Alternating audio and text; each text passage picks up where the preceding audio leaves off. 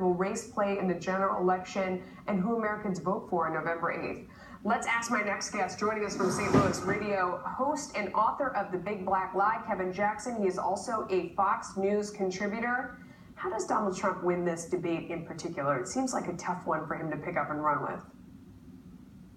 I don't think it's going to be tough at all for Donald Trump to resonate with black voters. I think the pivot that he made a week or so ago has been, it's got the Democrats on tilt, as we say in the black community. Look, the Democrats have held dominion over blacks for a long time.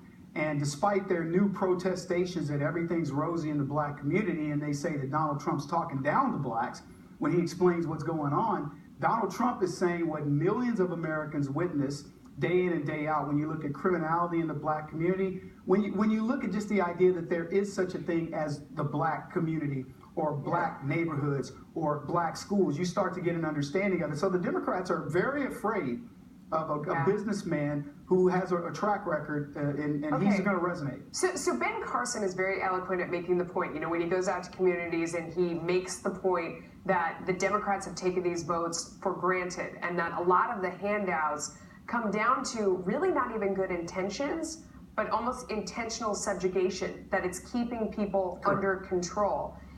That's a tough and controversial point to make. And coming from someone like Dr. Ben Carson, who's had a history of overcoming things in his life and is black himself, people tend to listen. It's hard to make that much of a turn hearing it from Donald Trump.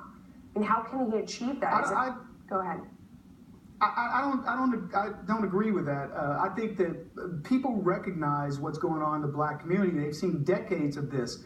If you look at all the statistics of blacks, and again, I watched Eugene Robinson talk about how great it was for blacks when Trump decides he wants to talk to blacks, and he talked about how many blacks are employed and all the great things. The Democrats can't have their cake and eat it too. They can't lament the plight of the black community when they're trying to address all the issues, and then when Donald Trump comes in, suddenly everything's roses. Right. It's not roses.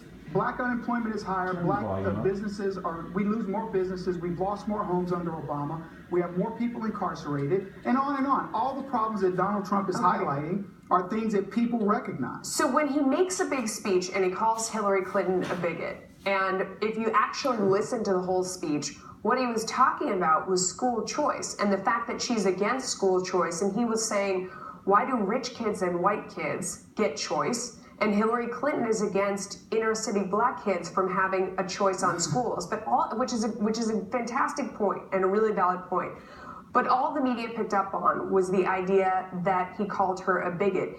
Is it more effective to have people like Ben Carson, or like Sheriff Clark, go to communities where they're known and talk to people and carry the same message, but do they hear it more from someone like that, someone of color, and who's lived through it in the community?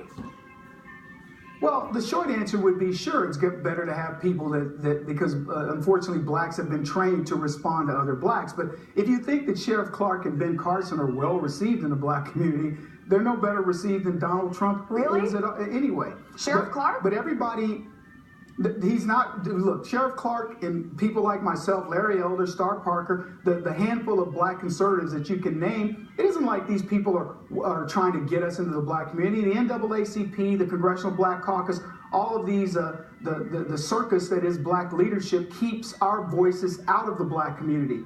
But what should happen? Everybody in America should be talking about these issues. When you look at everything you just described and all the things that Dr. Carson and myself and Alan West and many others are talking about, they need white folks to say enough is enough. We're not going to play this victimization game because white people are not doing it. The people victimizing blacks are other blacks. The cities are run by blacks. There's hardly a white person and certainly no Republican in sight when you talk about the issues plaguing the so-called black community. So given all that, I mean, there have been people who have said that all of this talk that he's done over the past couple of days isn't about trying to get minority votes because that's going to be such a tough road ahead. How many could he possibly pick up? It's more about soothing the fears among moderates on the right or even independents that he's racist or crazy or too fringe or this whole alt-right thing, that's what these comments are really about. What do you think? I disagree.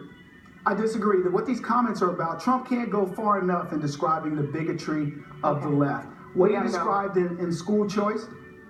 Yeah, Okay. Kevin, I'm so sorry to cut you off. You're a fantastic guest. Thank you so much. The best of My Judge pleasure. Jeanine's Street Justice is moments away. Back after this.